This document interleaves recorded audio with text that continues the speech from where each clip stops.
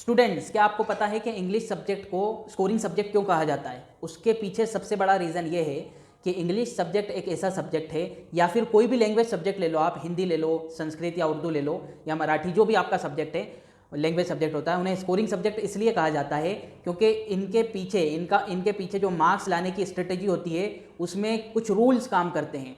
अगर कोई स्टूडेंट है वो कुछ भी पढ़ के नहीं जाता है इन सब्जेक्ट्स के अंदर, लेकिन उसे सब्जेक्ट का या लैंग्वेज का थोड़ा बहुत नॉलेज है और कुछ रूल्स, कुछ फॉर्मेट्स उसको मालूम है, तो वो बहुत अच्छे मार्क्स बिना पढ़े भी बहुत अच्छे मार्क्स लेकर आ सकता है अगर उसको लैंग्वेज का थोड़ा बहुत नॉलेज है तो, और अपने जनरल नॉलेज के बेसिस पर।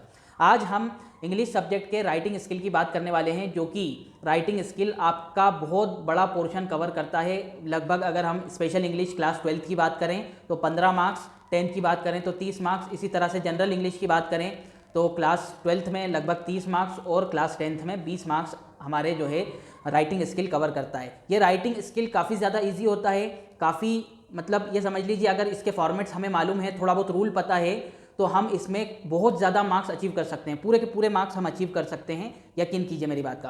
तो इस वीडियो में हम बात करने वाले हैं, मैं सबके फॉर्मेट्स आपको बताऊंगा और आपको इस बात का यकीन हो जाएगा कि किस तरह से छोटी छोटी चीज़ों पर हमें मार्क्स मिल जाते हैं इस सब्जेक्ट में। तो चलिए मैं आपको कंप्यूटर स्क्रीन पर लेकर चलता हूँ और वहाँ पर हम इसके बारे में डिस्कस करते हैं।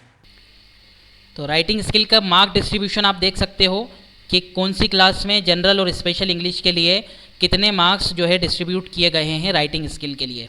अब हम सबसे पहले स्टार्ट करते हैं नोटिस से। नोटिस का फॉर्मेट आप देख सकते हो। नोटिस का फॉर्मेट सिर्फ कवर करने के अपने को कितने मार्क्स मिल जाते हैं आप देख लो। आधा मार्क्स तो यहीं मिल जाता है जब अपन नेम ऑफ द इंस्टीट्यूशन लिखते हैं जो है कैपिटल लेटर में, डेट लिखते हैं, आधा मार्क्स मिल जाता है।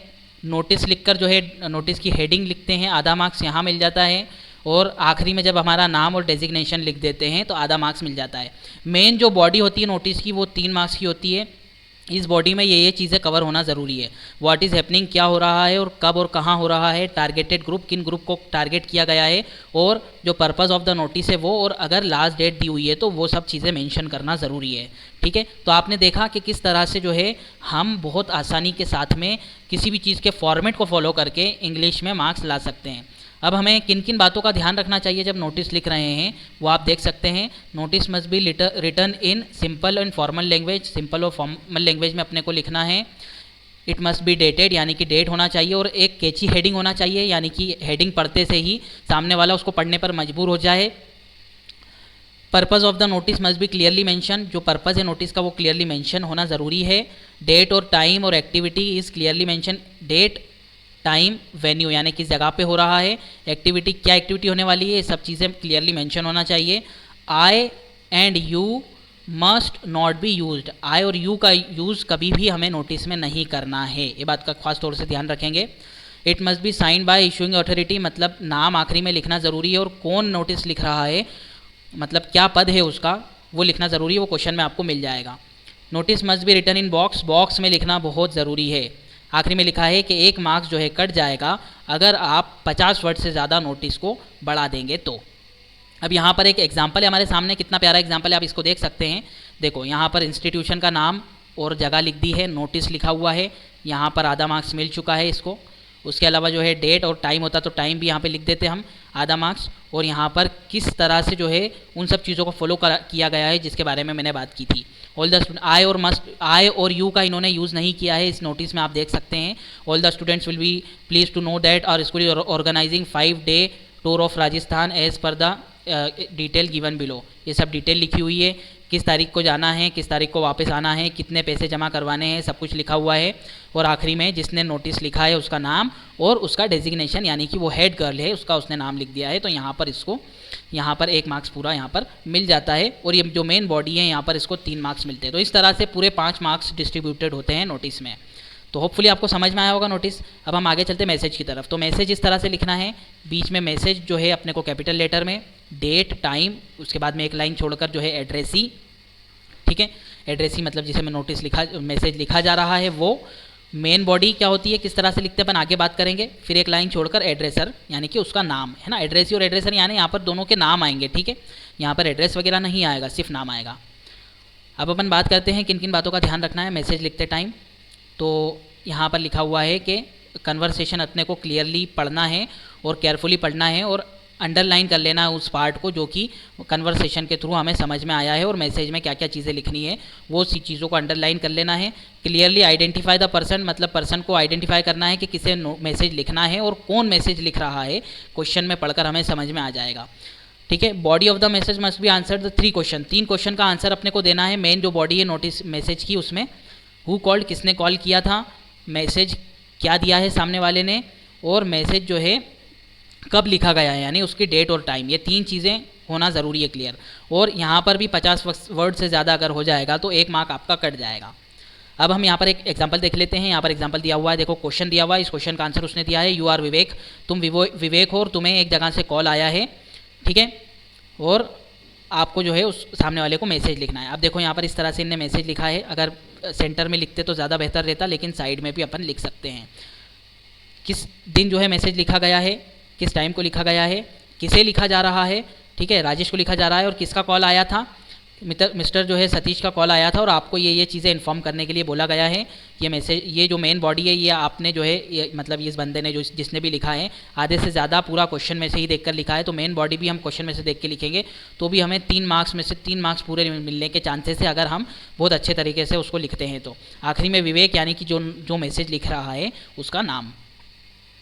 ठीक है, अब यहाँ पर लेटर्स आ जाते हैं। लेटर्स में फॉर्मल और इनफॉर्मल लेटर होते हैं। फॉर्मल लेटर वो होते हैं जो कि हम किसी अधिकारी को या किसी पद पे बैठे हुए इंसान को रिक्वेस्ट करने के लिए लेटर लिख रहे हैं, उसे कहते हैं फॉर्मल लेटर। इनफॉर्मल वो होता है जो कि हम या तो हमारे फ्रेंड को या फिर हमारे मॉम डैड को लिख रहे हैं, कोई किसी चीज़ में किसी पार्टी में इन्वाइट करने के लिए या फिर थैंक्स वगैरह बोलने के लिए।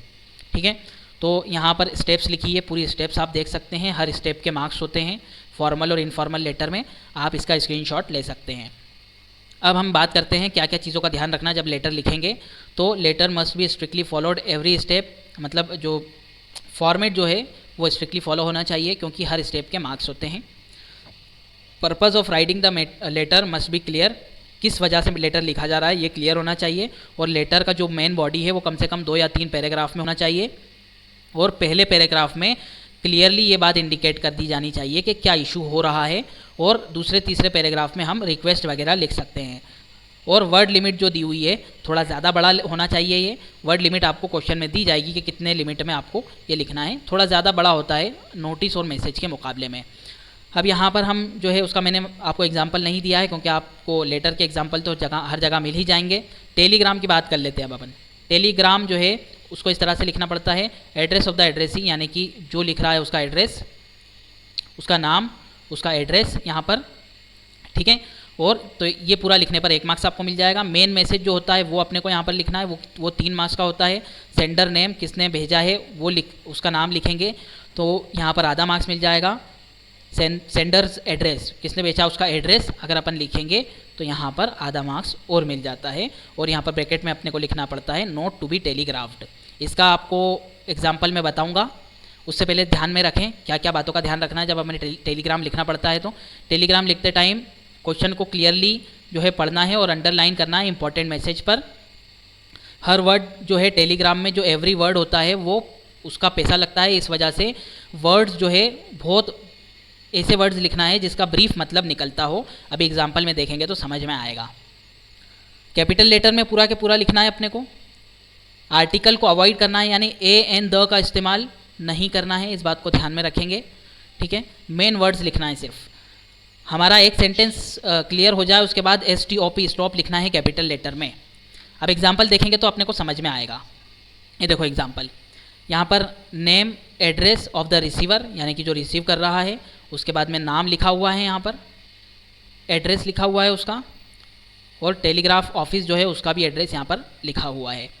मैसेज देखो, मेन चीज़ मैसेज है, यहाँ पर देखना है पूरा पूरा कैपिटल लेटर में होना चाहिए मैसेज। अब यहाँ पर देखिए आप कितने अच्छे तरीके से लिखा हुआ है, और school organising educational tour to Hyderabad. ठीक है, यहाँ पर ए एन दा का इस्तेमाल नहीं किया है। एक सेंटेंस कंप्लीट हो गया तो स्टॉप लिख दिया है यहाँ पर। Please permit to join the tour, फिर स्टॉप लिखा हुआ है, दूसरा सेंटेंस क्लियर हो गया। Please send 1000 rupees for tour expenses, यहाँ पे स्टॉप लिख दिया है। इस तरह से अपने को टेलीग्राम लिखना पड़ता है। सेंडर का नेम यहाँ पर लिखा हुआ है, जिसने भेजा है रानी, और नोट टू बी टेलीग्राफ्ड लिखा हुआ है, और यहाँ पर सेंडर का जो है एड्रेस लिखा हुआ है। अब अपन बात करते हैं आगे पोस्ट कार्ड की। पोस्ट कार्ड में जो है सबसे पहले अपने को सैल्यूटेशन यानी कि जो भी अपन जो हेलो हाय वगैरह लिखते हैं वो उसका आधा मार्क्स मिलता है। नेम और प्लेस जब वो प्लेस और डेट जब लिखते हैं तो आधा मार्क्स मिलता है। मेन बॉडी के 3 मार्क्स होते हैं। उसके अलावा दूसरा पेज यानी कि 2 पेज होते हैं पोस्ट कार्ड में, तो अगले पेज में अपने को आखिरी में लिखना पड़ता है यूअर लविंगली और आखिरी में नाम, है ना। और यहाँ पर भी मैसेज आ जाना चाहिए थोड़ा बहुत, आधा मार्क्स यहाँ पर मिल जाएगा आपको। यहाँ पर स्टाम्प लिखना पड़ता है बॉक्स बनाकर, टू यानी कि किसको भेजा जा रहा है उसका एड्रेस और उसका पिन कोड वगैरह अपने को यहाँ पर लिखना पड़ता है। एग्जाम्पल देख सकते हैं आप, उससे पहले यहाँ पर ध्यान में रखें इन पॉइंट्स को। पोस्ट कार्ड और return same manner as letter, जैसे लेटर लिखा जाता है उस तरह से पोस्ट कार्ड अपन लिखेंगे, मेन बॉडी उसकी। प्लेस यानी कहाँ से लिखा जा रहा है, किसको लिखा जा रहा है। सैल्यूटेशन वगैरह वो क्लियरली पूरा के पूरा पोस्ट कार्ड में मेंशन होना चाहिए, उसी के मार्क्स मिलते हैं। क्लियरली कंप्लीट इन्फॉर्मेशन, पूरी के पूरी जो इन्फॉर्मेशन दी है पूरी के पूरी कंप्लीट अपने को पोस्ट कार्ड में आ जाना चाहिए जो क्वेश्चन में दी हुई है। अब यहाँ पर एग्जाम्पल देख सकते हो आप, यहाँ पर क्वेश्चन दिया हुआ है देखो। अब एग्जाम्पल में इनने आंसर दिया है, कितना अच्छा आंसर है आप देख सकते हैं। यहाँ पर जो है शिमल गए हुए हैं 2 फ्रेंड्स, अपने पेरेंट्स को लिख रहे हैं, तो जहाँ से लिखा जा रहा है वो जगह, उसके अलावा जो है डेट और उसके अलावा जो है सैल्यूटेशन डियर मॉम वगैरह डियर डैड वगैरह जो भी है जिसको भी लिखा जा रहा है वो, और मेन मैसेज और थोड़ा बहुत मैसेज यहाँ पर आ गया है। और यूअर लविंगली लिखकर डॉटर या सन और जो भी नाम अपने को क्वेश्चन में दिया है तो ठीक है, नहीं दिया है तो XYZ लिखेंगे। यहाँ पर स्टाम्प लिखा हुआ है और यहाँ पर किसे मैसेज भेजा जा रहा है, मतलब जो है पोस्ट कार्ड भेजा जा रहा है उसका नाम और एड्रेस लिखा हुआ है और पिन कोड लिखा हुआ है। ठीक है, समझ में आ गया होगा अपने को।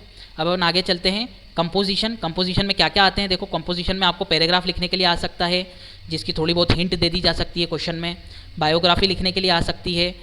उसके अलावा जो है विजुअल यानी कि पिक्चर देखकर अपने को कहानी लिखना है वो आ सकता है। आर्टिकल आ सकता है, आर्टिकल पैराग्राफ जैसा ही होता है लेकिन इसमें जो है नाम भी लिखना पड़ता है कि किसने ये दिया हुआ है। ठीक है, मतलब आर्टिकल लिखा है। रिपोर्ट राइटिंग आ सकती है। अब उसके बारे में कुछ के फॉर्मेट्स के बारे में अपन बात कर लेते हैं। देखो रिपोर्ट राइटिंग का जो फॉर्मेट है वो इस तरह से होता है। टाइटल जो है सेंटर में होना चाहिए, बाय यानी कि जो लिख रहा है उसका नाम बाय लिखकर अपने को लिखना है, प्लेस और डेट लिखना है। उसके बाद में जो है बॉडी, पूरी जो बॉडी होती है मतलब जो अपने को क्वेश्चन में दिया हुआ है उसके बारे में अपने को पूरा लिखना पड़ता है। ठीक है, पॉइंट्स टू रिमेंबर, इन चीज़ों का अपने को ध्यान में रखना है। देखो रिपोर्ट में जो लैंग्वेज होगी वो फॉर्मल लैंग्वेज यूज़ करना है अपने को। ठीक है, जिस तरह से अपन प्रिंसिपल वगैरह को या किसी अधिकारी को लेटर लिखते हैं उस तरह से फॉर्मल लैंग्वेज यूज़ करना है। फॉर्मेट जो है पूरे अच्छे तरीके से फॉलो करना है। वर्ड लिमिट का ध्यान रखते हुए अपने को रिपोर्ट लिखना है। Content must be divided into different paragraphs, अलग अलग पैराग्राफ में कंटेंट्स को अपने को डिवाइड करना है। जो प्रॉब्लम है, जो ऑब्जर्वेशन अपने को दिया हुआ है, प्रोजेक्शन, ये पूरा के पूरा अपने को जो अपना रिपोर्ट है उसमें डिस्कस करना है। स्पीच, स्पीच किस तरह से लिखते हैं। सबसे पहले सेंटर में हेडिंग आना चाहिए, ओपनिंग लाइन आना चाहिए, ओपनिंग लाइन में सैल्यूटेशन वगैरह होना चाहिए। ठीक है, और ये चीज़ ऑप्शनल है, अगर कोई कोटेशन देना चाहते हैं, कोई कोट लिखना चाहते हैं तो वो लिख सकते हैं अपन। एग्जाम्पल के तौर पर यहाँ पर दिया हुआ है, आप पढ़ सकते हैं। फिर मेन बॉडी आती है स्पीच की, जो पूरी की पूरी स्पीच है वो। आखिरी में कंक्लूजन आता है और कंक्लूजन में आप कोट्स लिख सकते हैं कोई सा भी सूटेबल। रिगार्ड्स या थैंक्स लिखेंगे और आखिरी में जो है अपन नाम वगैरह लिख सकते हैं, मतलब अटेंशन वगैरह जो भी है। जो इन चीज़ों का ध्यान रखना है अपने को स्पीच राइटिंग के टाइम पे। सैल्यूटेशन, सॉरी एक मिनट, सैल्यूटेशन ग्रीटिंग वगैरह जो है वो अपने को ऑडियंस को देना ज़रूरी है उसके अंदर।